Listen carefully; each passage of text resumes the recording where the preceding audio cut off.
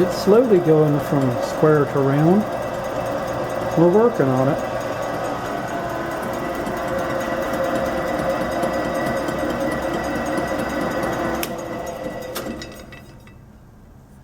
Still got a little ways to go before it'll be totally round, but it's getting there.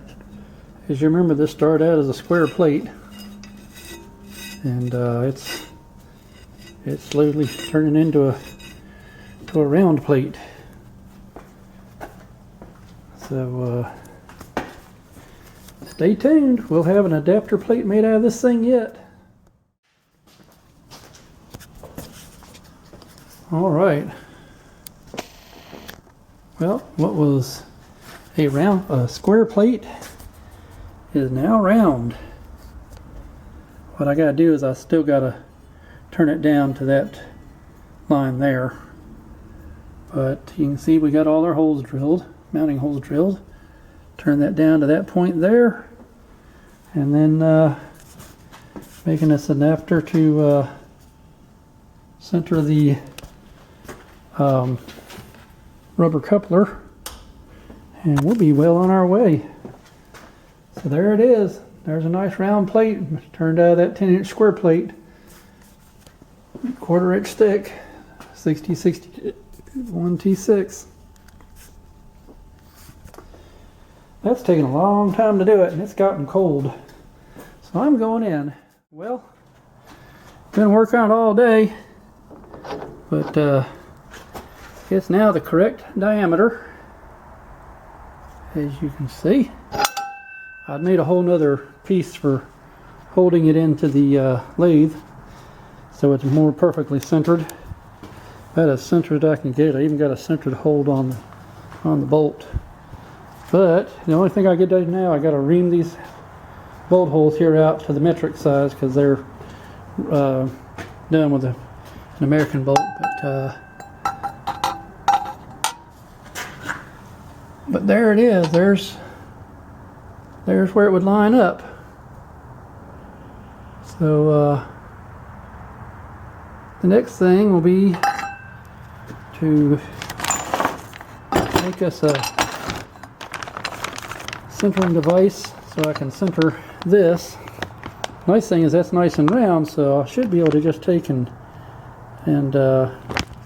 put me a piece of aluminum in the lathe and turn it around and make me a centering device to center on here, and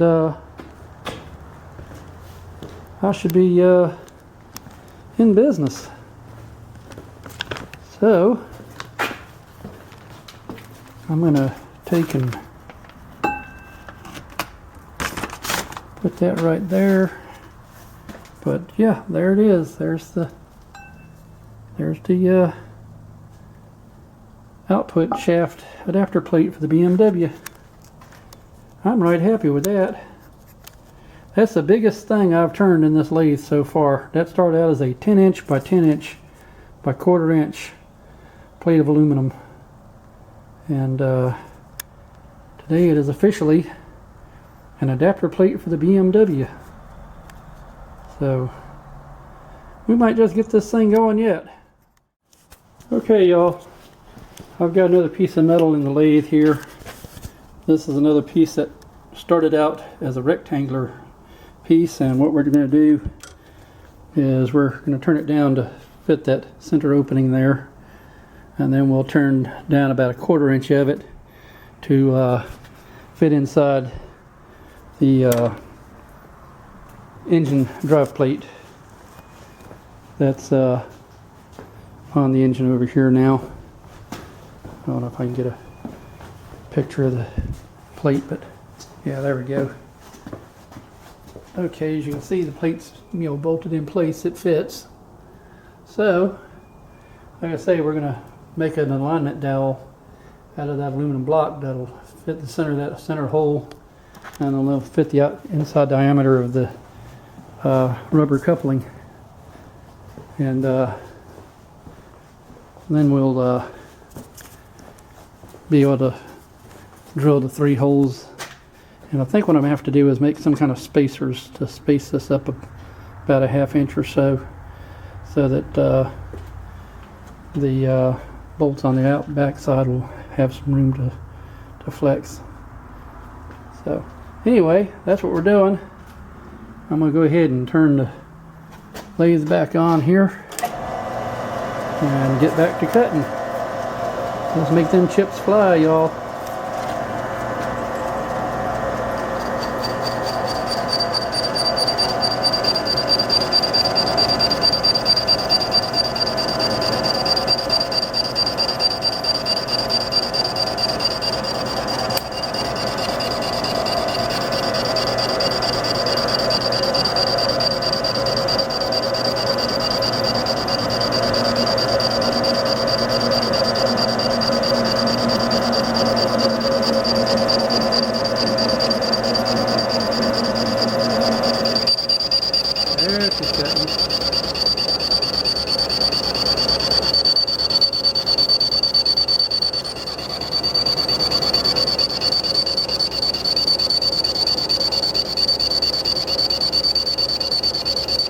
Chips fly. That's what I'm talking about.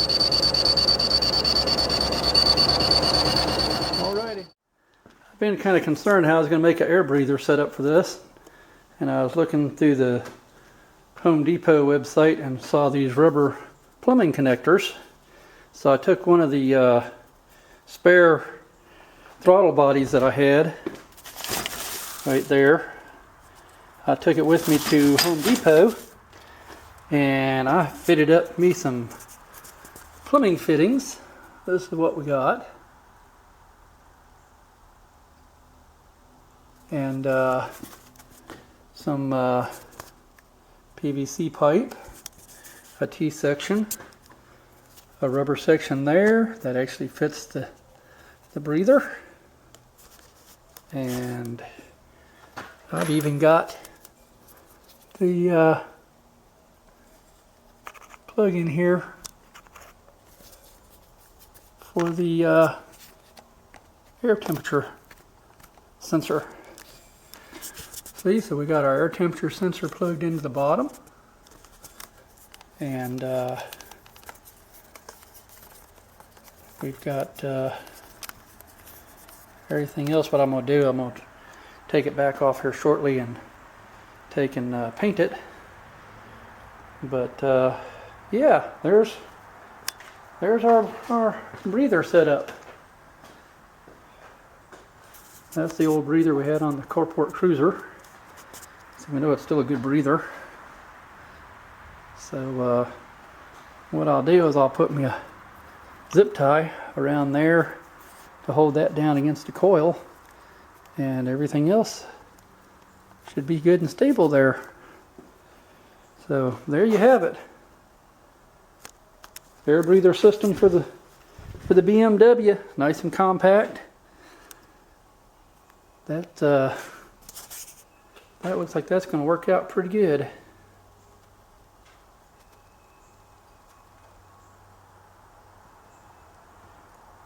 Shoot, yeah, I'm happy with that.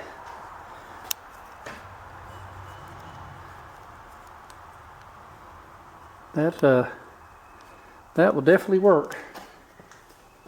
That will work. That has me very happy with that.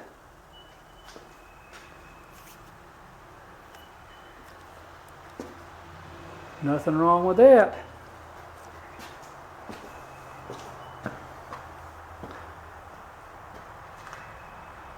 Shoot, yeah. Okay, so I'm gonna take that back off and paint it. I'm gonna paint it a nice bright yellow to match my yellow bracket there, and that's gonna work. And I got my bolts for mounting my flex coupling. So my wallet's considerably lighter, but we got a lot of stuff to get done here.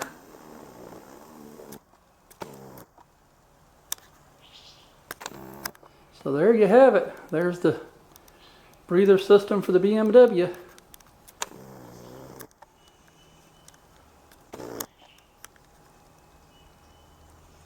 Looks like it'll work good to me. lightweight, ain't gonna rust, ain't gonna corrode. I even got the air sensor in there. Shoot, yeah. All right, well, sometimes you have to make things work.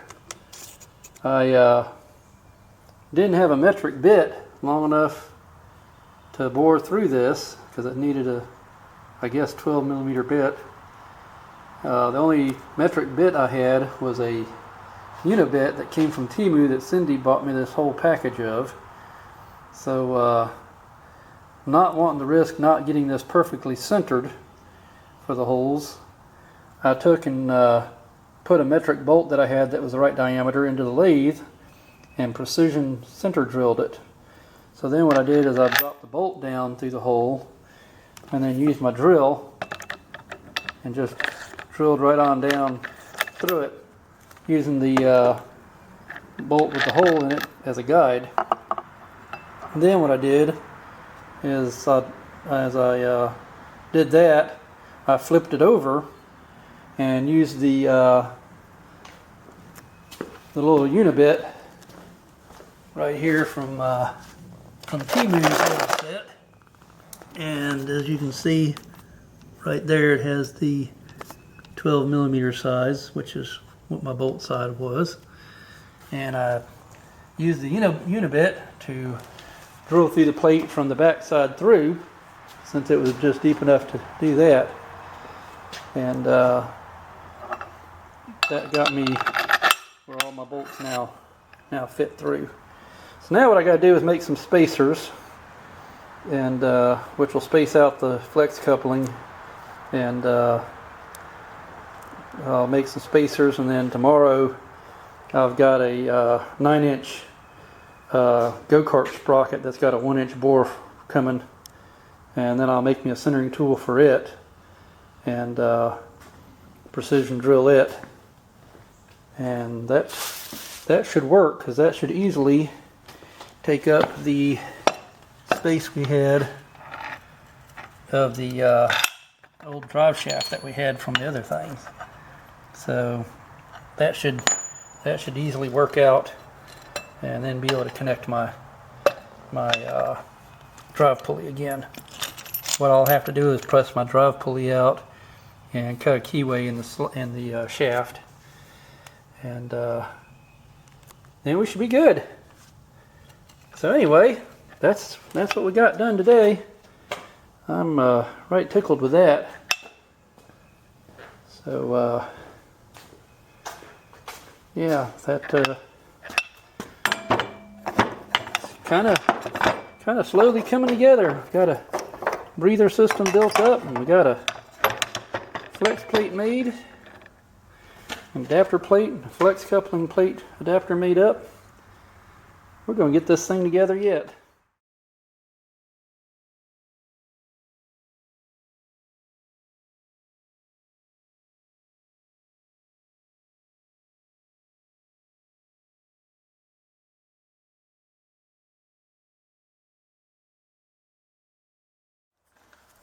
So I'm hoping it's not going to affect the balance. We'll find out. I'll probably put this thing in the lathe to test it before I mount it to the engine, but I started pulling my little adapter piece off and found out that somehow my centering disc had slipped. So all the holes I drilled earlier were not centered. It's like, really? Is that the kind of luck I have sometimes? So anyway, I had to unbolt everything, recenter my centering disc so that the centering piece would center it perfectly. And I've now got the flex hub actually centered perfectly with the 3 bolts. And I've made spacers for it. And I'll be getting a big sprocket tomorrow that I'll put in the lathe and turn down. And then it has a 1-inch bore, which will then hook to my shaft with my bearing. But yeah, I thought I was ahead of the game until I noticed that thing wasn't centered. So that kind of sucked. So guess we'll find out if those other holes are going to throw the balance off. If nothing else, at least I've have a plate that I can mark and use as a template or something if I need to. Anyway, there's the air breather all nicely painted and stuff. And I've just got the plate just hanging by 2 bolts right now, so I can take it back off. But anyway, that's how the flex coupler is going to be mounted. And like I say, it's on some spacers. So that's about all I can do today. I pushed the shaft back out of the bearing, and I'll have to put it back in the milling machine and mill another 1/4 inch keyway for the hub that we're getting tomorrow. So anyway, it's been a long day. I didn't get much sleep last night. I was real sore because I fell in the Home Depot parking lot yesterday. Tripped over the tongue of the trailer while getting some mulch and stuff, and hit the ground pretty hard, so I was kind of sore and couldn't get to sleep. So I'm kind of tired, and I think I'm gonna call it a day. You can tell because, well, I'm yawning. So that tells you it's my time to stop, because can't get anything done right if you're too tired to concentrate on what you're doing. That might be why I didn't get that disc centered perfectly. Yeah, that really ticked me off, because like had all those bolt holes what I thought perfectly drilled, and then come to find out the centering piece I made wasn't even down in the 1 inch hole, so it was off center. So I'm like, really? Are you kidding me? So anyway, a few steps forward, a few steps back. We'll see what happens. Like I say, I'll make another centering piece where I can put that in the lathe and spin everything once I get it all assembled to make sure everything's balanced and smooth running. Because I'd rather spin it at a slower speed in the lathe than try to put it on the engine and have anything come apart again. So anyway, that's where we're at. I will call it a night. Okay, y'all. Well, this may be a monumental disaster. I don't know yet. I bought a 9.5 inch go-kart sprocket that has the 1 inch bore opening for it to make the other part of my output thing to go to my flex coupler. These holes were already bored, so those aren't mine. But what I need to do is I'll have to turn it down to that size there, or else it won't clear the starter. So far, I've only got that much of the teeth turned down after working on it for over an hour, because this is a hardened steel sprocket. So cutting it down with this poor little lathe tool here is going very, very slowly and very noisily. Just barely cutting it. So whether I can get this cut down to that size there is yet to be seen, but we're going to try it.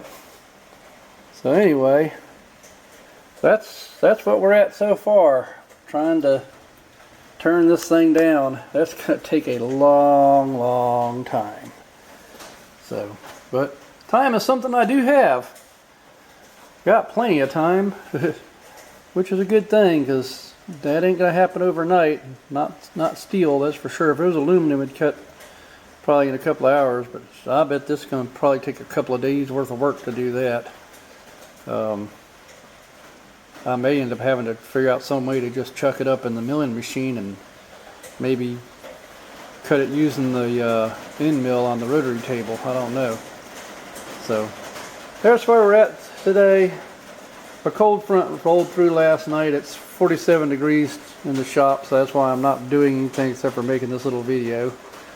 And it's raining, so anyway, I will keep you posted, but I'm not going to do anything today. But stay tuned to see how this disaster turns out.